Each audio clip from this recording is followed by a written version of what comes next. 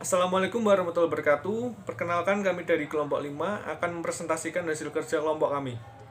Di sini kami akan membuat video penjelasan mengenai materi yang kami bawakan, yaitu konsumsi. Kami yang beranggotakan 5 orang. Yang pertama saya sendiri, Hamis Esa Putra, NIM belakang 147. Yang kedua ada Saita Dewi, NIM belakang 153. Yang ketiga ada Ikhwan Mubaroka, NIM belakang 159. Yang keempat ada Laila Oktavia, NIM belakang 164. Dan yang terakhir ada Anissa Afifato, NIM belakang 171. Subbab yang pertama yang kita bahas adalah pilihan antar waktu, Fisher. Fungsi konsumsi yang diperkenalkan oleh Keynes menghubungkan konsumsi saat ini terhadap pendapatan saat ini. Hubungan ini bagaimanapun tidak lengkap di terbaik. Ketika orang memutuskan berapa banyak yang akan dikonsumsi dan berapa banyak yang harus ditabung, mereka mempertimbangkan keduanya sekarang dan masa depan. Nah, jadi semakin banyak konsumsi saat ini, semakin sedikit konsumsi di masa depan. Begitu juga dengan sebaliknya, semakin sedikit konsumsi saat ini, semakin banyak konsumsi di masa depan. A. Batasan anggaran antar waktu. Konsumen menghadapi batas tentang berapa banyak yang dapat mereka belanjakan, yang disebut batasan anggaran. Ketika mereka memutuskan berapa banyak yang akan dikonsumsi hari ini versus berapa banyak yang akan ditabung untuk masa depan, mereka menghadapi kendala anggaran antar waktu yang mengukur total sumber daya yang tersedia untuk konsumsi hari ini dan di masa depan. Langkah pertama kami adalah mengembangkan model Fisher untuk memeriksa kendala ini. Persamaan ini menghubungkan konsumsi dalam 2 periode dengan pendapatan dalam 2 periode. Ini adalah cara standar untuk mengekspresikan anggaran antar waktu konsumen paksaan. Nah, dari berbagai cara untuk mendapatkan rumusnya, diambil kesimpulan yang paling terakhir, yaitu menjadikan rumus C1 plus C2 per 1 plus R sama dengan Y1 plus Y2 per 1 plus R. B. Preferensi konsumen. Preferensi konsumen mengenai konsumsi dalam 2 periode dapat diwakili dibenci oleh kurva indifferent. Kurva indifferent menunjukkan kombinasi dari konsumsi periode pertama dan periode kedua yang membuat konsumen sama-sama senang. Gambar 17 strip 4 menunjukkan 2 dari banyak kurva indifferent konsumen. Perhatikan bahwa kurva indifferent pada gambar 17 strip 4 bukanlah garis lurus. Sebagai akibatnya, tingkat substitusi marginal tergantung pada tingkat konsumsi di 2 periode. Substitusi marginal ini adalah kemiringan garis ya. Jadi semakin landai kemiringan garisnya, berarti substitusi marginalnya rendah. Tapi kalau tinggi kemiringannya, berarti substitusi marginal tinggi juga. C. Optimasi. Setelah membahas batasan anggaran dan preferensi konsumen, kita dapat pertimbangkan keputusan tentang berapa banyak yang harus dikonsumsi dalam setiap periode waktu. Konsumen ingin mendapatkan kombinasi konsumsi terbaik dalam 2 periode, yaitu pada kurva indifferent tertinggi yang mungkin. Kemiringan kurva indifferent adalah tingkat substitusi marginal MRS dan kemiringan garis anggaran adalah 1 ditambah tingkat bunga real. Kami menyimpulkan bahwa di titik O adalah titik optimal. Nah, jadi rumusnya MRS sama dengan 1 plus R. Konsumen memilih konsumsi dalam 2 periode sedemikian rupa sehingga tingkat substitusi marginal sama dengan 1 ditambah tingkat bunga real. Nah, pada gambar 17 strip 5, substitusi marginal yang paling optimal adalah yang IC3. Kenapa? Karena substitusi marginal IC3 adalah yang langsung bersinggungan dengan titik optimal. Beda dengan garis yang IC4. IC4 ini sudah melewati garis titik optimal, titik O. Dan IC1 dan IC2 itu kurang dari garis optimal. Jadi konsumen itu memilih yang paling pas, yang kemungkinan paling pas, yaitu garis melengkung yang IC3. D. Bagaimana perubahan pendapatan mempengaruhi konsumsi? Gambar 17 strip 6, batasan anggaran yang lebih tinggi memungkinkan konsumen untuk memilih kombinasi yang lebih baik dari konsumsi periode pertama dan kedua, yaitu konsumen sekarang dapat mencapai tingkat konsumsi yang lebih tinggi kurva indifferent. Pada gambar 17 strip 6, konsumen menanggapi pergeseran batasan anggarannya dengan memilih lebih banyak konsumsi di kedua periode. Nah, dari IC1 ke IC2 itu kan titik optimalnya juga berpindah tuh. Nah, perubahan pendapatan itu merubah juga titik optimal karena semakin tinggi pendapatan pasti seseorang konsumsinya lebih tinggi. Kesimpulan utama dari gambar 17-6 adalah bahwa terlepas dari apakah peningkatan pendapatan terjadi pada periode pertama atau periode kedua, konsumen menyebarkannya ke konsumsi di kedua periode. Perilaku ini kadang-kadang disebut perataan konsumsi karena konsumen dapat meminjam dan meminjamkan antar periode. Waktu pendapatan tidak relevan dengan berapa banyak yang dikonsumsi hari ini, kecuali bahwa pendapatan masa depan didiskontokan oleh tingkat bunga. Present value of income rumusnya menjadi Y1 plus Y2 per 1 plus R. Perhatikan bahwa kesimpulan ini sangat berbeda dari yang dicapai oleh Keynes. Keynes mengemukakan bahwa konsumsi seseorang saat ini sangat bergantung pada pendapatannya saat ini. Berbanding berbalik dengan Fisher Model, mengatakan sebaliknya bahwa konsumsi didasarkan pada pendapatan yang diharapkan konsumen atas dirinya seumur hidup. Nah, kenapa Fisher Model mengatakan seperti ini? Karena seseorang itu bisa meminjam uang di bank. Ada kemungkinan seseorang untuk meminjam uang, sehingga dia bisa mencapai pendapatan yang diharapkannya. Sehingga konsumsinya juga sesuai dengan pendapatan yang diharapkan. Kalau Keynes itu tidak memikirkan seseorang meminjam uang di bank. Sehingga konsumsinya seseorang ini tergantung pada pendapatannya saat ini, bukan pendapatan yang diharapkannya. Bagaimana perubahan suku bunga real mempengaruhi konsumsi? Sekarang mari kita gunakan model Fisher untuk mempertimbangkan bagaimana perubahan tingkat bunga real mengubah pilihan konsumen. Gambar 17-7 menunjukkan bahwa peningkatan tingkat bunga real memutar garis anggaran Summer di sekitar titik Y1, Y2, dan dengan demikian mengubah jumlah konsumsi yang dipilihnya pada kedua periode tersebut. Di sini, konsumen bergerak dari titik A ke titik B. Anda dapat melihat bahwa untuk kurva indifferent yang digambarkan pada gambar ini, konsumsi periode pertama turun dan konsumsi periode kedua naik. Dari titik A ke titik B. Titik A ke titik B. Nah, garis melengkungnya dari titik A ke titik B itu berubah juga ya, IC1 ke IC2. Titik optimalnya juga berubah. Nah, peningkatan minat tingkat suku bunga memutar anggaran kendala di sekitar titik Y1 dan Y2. Pada gambar ini, suku bunga yang lebih tinggi mengurangi konsumsi periode pertama oleh delta C1 dan menaikkan periode kedua konsumsi oleh delta C2. Nah, ini delta C1-nya turun, delta C2-nya naik karena suku bunganya tinggi, menyebabkan konsumsi periode pertama itu turun. F. Kendala dalam meminjam. Model Fisher mengasumsikan bahwa konsumen dapat meminjam dan juga menabung. Kemampuan untuk meminjam memungkinkan konsumsi saat ini melebihi pendapatan saat ini. Intinya, ketika konsumen meminjam, ia mengonsumsi sebagian dari pendapatannya di masa depan. Ketidakmampuan untuk meminjam mencegah konsumsi saat ini melebihi pendapatan saat ini. Oleh karena itu, kendala pinjaman dapat dinyatakan sebagai C1 kurang dari sama dengan Y1. Pertidaksamaan ini menyatakan bahwa konsumsi dalam periode seseorang harus kurang dari atau sama dengan pendapatan dalam periode 1. Selanjutnya akan dijelaskan oleh teman saya. Terima kasih. Saya di sini akan menjelaskan tentang hipotesa siklus hidup atau Modigliani. Dalam serangkaian makalah yang ditulis pada 1950-an, Franco Modigliani dan kolaboratornya Albert Ando dan Richard Brumbank menggunakan model konsumen Fisher perilaku untuk mempelajari fungsi konsumsi. Salah satu tujuan mereka adalah untuk memecahkan teka-teki konsumsi, yaitu untuk menjelaskan potongan-potongan bukti yang tampaknya bertentangan yang terungkap ketika fungsi konsumsi Keynes berhadapan dengan data. Menurut model Fisher, konsumsi bergantung pada pendapatan seumur hidup seorang. A. Hipotesis. Salah satu alasan penting bahwa pendapatan bervariasi selama hidup seorang adalah pensiun.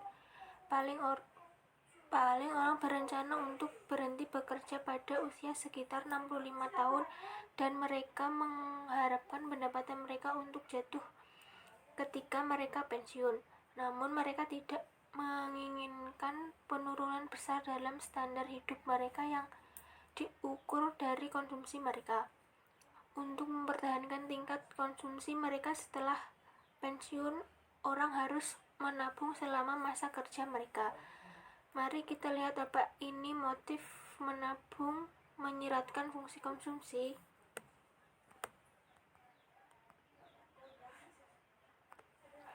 Sumber daya seumur hidup konsumen terdiri dari kekayaan awal W dan pendapatan seumur hidup dari R sama dengan Y, atau untuk kesederhanaan kami mengonsumsikan tingkat bunga 0.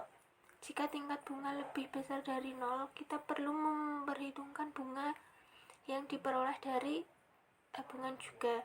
Konsumen dapat membagi sumber daya seumur hidupnya di antara T tahun sisa hidupnya. Kami berasumsi bahwa dia ingin mencapai jalur konsumsi yang paling mulus selama hidupnya. Oleh karena itu, ia membagi total W plus RY ini secara merata di antara tahun-tahun T dan setiap tahun mengonsumsi. T sama dengan W plus RY atau T. Kita dapat menulis fungsi konsumsi ini sebagai C sama dengan 1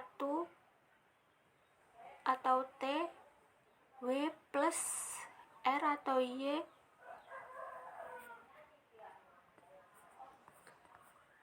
selanjutnya implikasi.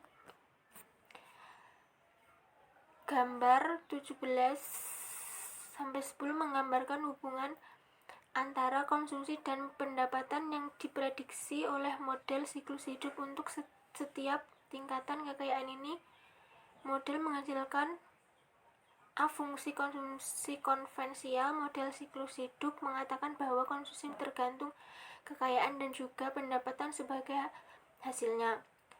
Interpretasi fungsi konsumsi tergantung pada kekayaan AW. Selanjutnya C. Konsumsi dan tabungan lansia. Banyak ekonom telah mempelajari konsumsi dan tabungan orang tua milik mereka. Temuan menyajikan masalah untuk model siklus hidup. Tampaknya orang tua melakukan tindakan menghemat sebanyak yang diprediksi model. Dengan kata lain, orang tua tidak lari menurunkan kekayaan mereka secepat yang diharapkan jika mereka mencoba untuk memuluskan konsumsi mereka selama sisa tahun hidup mereka. Selanjutnya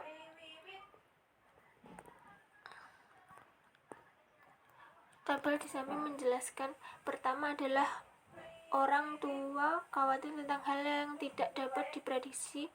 Pengeluaran tabungan tambahan yang timbul dari ketidakpastian disebut berhati-hatian penghematan. Salah satu alasan menabung untuk berjaga-jaga oleh lansia adalah kemungkinan hidup lebih lama dari yang diharapkan. Dengan demikian, harus menyediakan lebih lama dari rata-rata tentang pensiun. Selanjutnya adalah mengenai hipotesa pendapatan permanen menurut Friedman. The Permanent Income Hypothesis Milton Friedman pada tahun 1957 menjelaskan perilaku konsumsi dengan menggunakan hipotesis pendapatan permanen atau Permanent Income Hypothesis. Friedman mengatakan bahwa pendapatan itu digolongkan menjadi dua. Yang pertama adalah pendapatan permanen atau permanent income.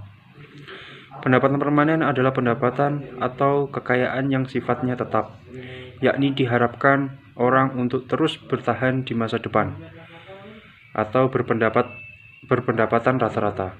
Dalam hal ini, pendapatan permanen konsumen atau seseorang berusaha untuk mempertahankan standar hidup yang cukup konstan. Pendapatan permanen ini adalah pendapatan rata-rata dalam jangka panjang yang diperoleh dari human dan non-human wealth. Mengenai pengertian human wealth merupakan pendapatan yang diperoleh dari keterampilan, ataupun dari keahlian seseorang berupa gaya, upah, dan lain-lainnya. Lalu untuk mengenai non-human wealth merupakan pendapatan yang berasal dari harta kewenangan dan harta tetap berupa dividen dari saham atau coupon rate dari obligasi. Yang kedua adalah pendapatan sementara atau transitory income. Pendapatan sementara adalah bagian dari pendapatan yang tidak diharapkan untuk terus bertahan dan tidak bisa diperkirakan sebelumnya, atau pendapatan yang tidak tetap atau berfluktuasi. A. Hipotesis. Friedman berpendapat bahwa pendapatan sekarang yang disimbolkan dalam bentuk Y merupakan penjumlahan dari dua unsur, yaitu pendapatan permanen YP dan pendapatan transitory YT. Secara sistematis dapat ditulis Y sama dengan YP plus YT.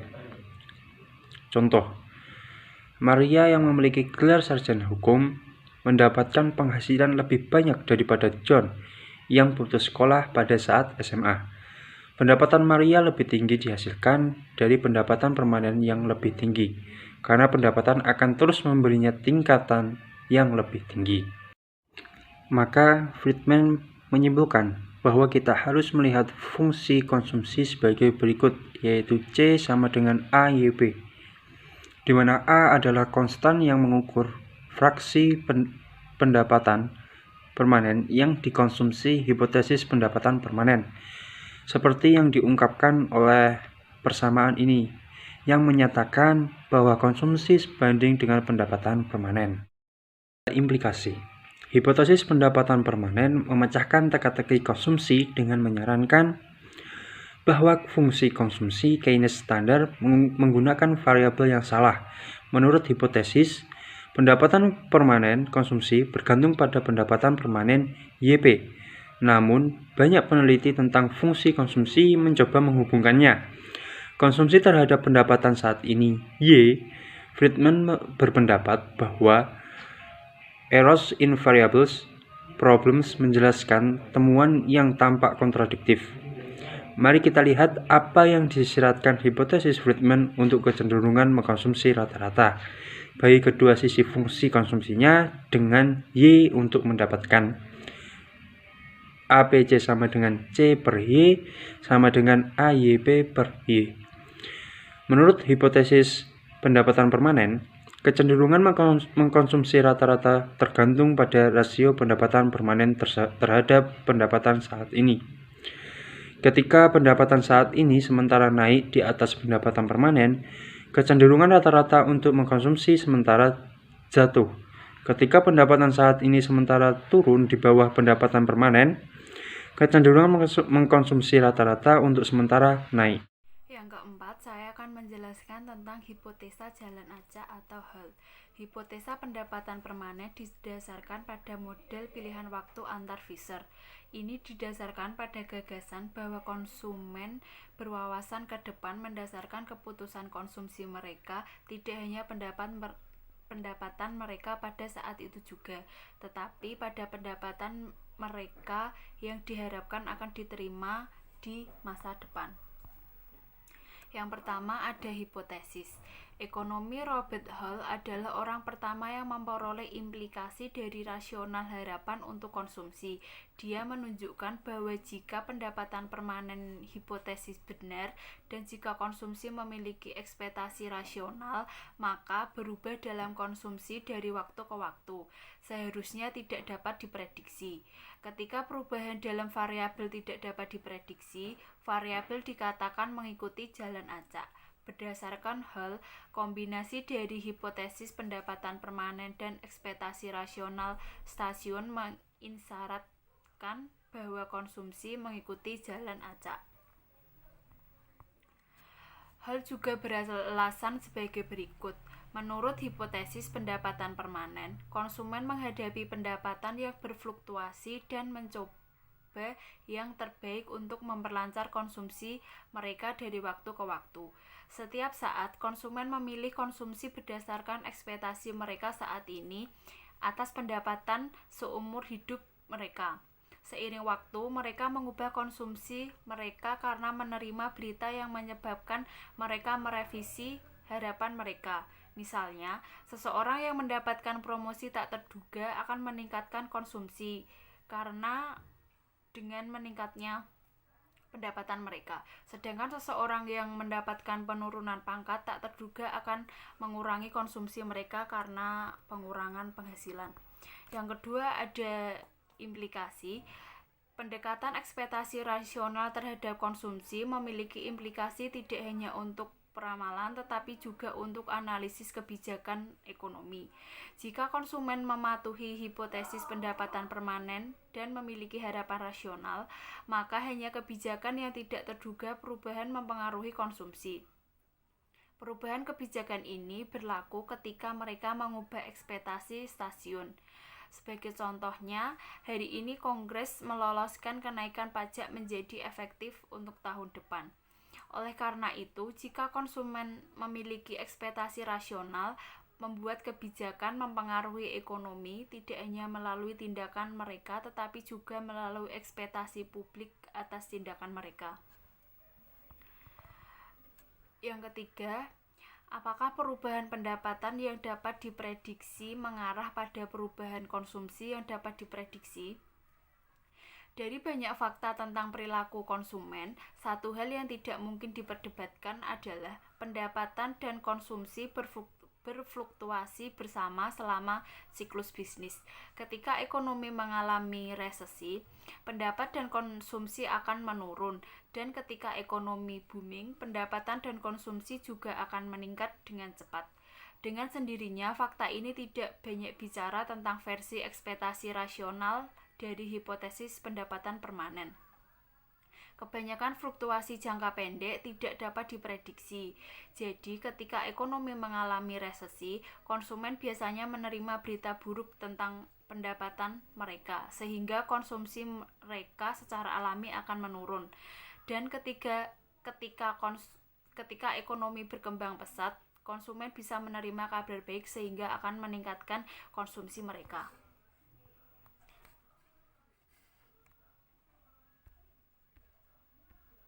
Selanjutnya, tarikan gratifikasi instan menurut Lipson.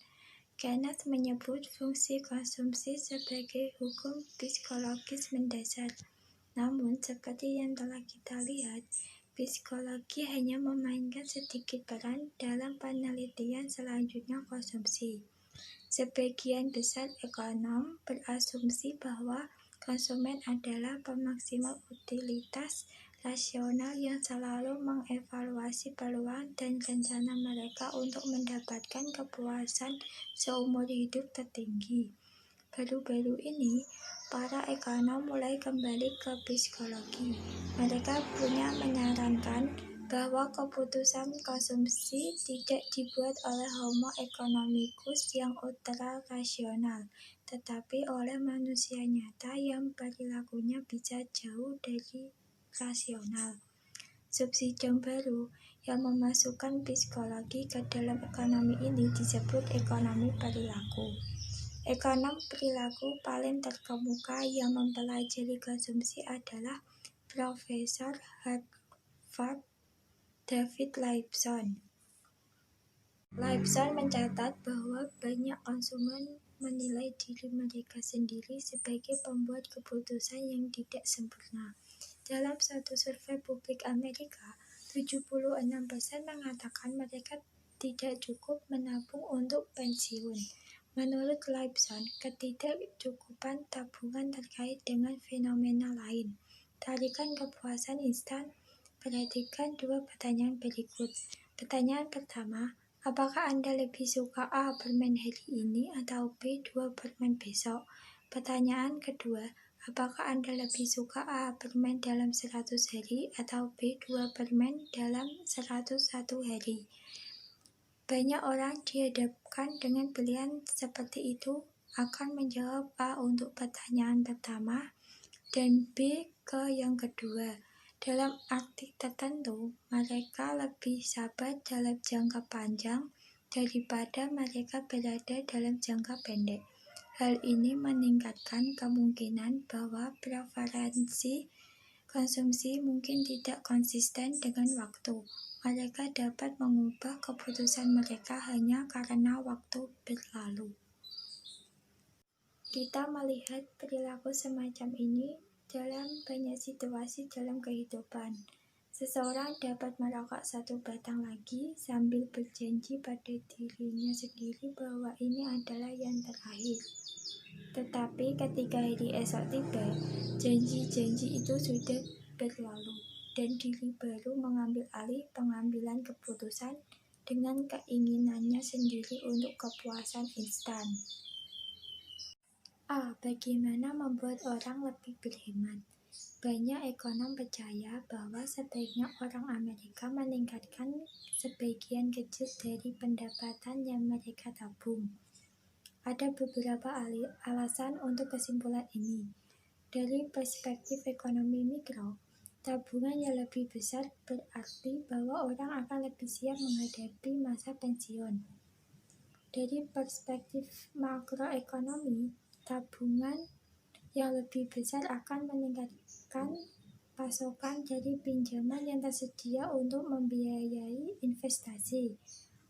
Model pertumbuhan slow menunjukkan bahwa peningkatan akumulasi modal menyebabkan pendapatan yang lebih tinggi.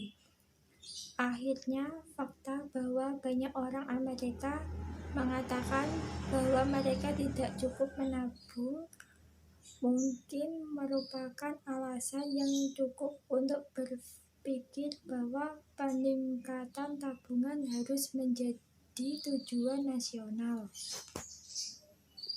Masalah yang sulit adalah bagaimana membuat orang Amerika menabung lebih banyak. Bidang ekonomi perilaku yang sedang berkembang menawarkan beberapa jawaban. Salah satu pendekatannya adalah membuat penyelamatan jalur dengan resistensi paling kecil. Misalnya, pertimbangkan rencana 401 rekening tabungan pensiun yang diuntungkan pajak yang tersedia bagi banyak pekerja melalui majikan mereka. Pendekatan kedua untuk meningkatkan tabungan adalah dengan memberi orang kesempatan untuk mengendalikan keinginan mereka untuk kepuasan instan. Salah satu kemungkinan yang menarik adalah program Save More Tomorrow yang diusulkan oleh ekonom Richard Thaler. Inti dari program ini adalah bahwa orang-orang berkomitmen terlebih dahulu untuk memasukkan sebagian dari kenaikan gaji mereka di masa depan ke dalam rekening tabungan pensiun. Sekian presentasi dari kelompok kami. Jika ada kesalahan, kami minta maaf. Wassalamualaikum warahmatullahi wabarakatuh.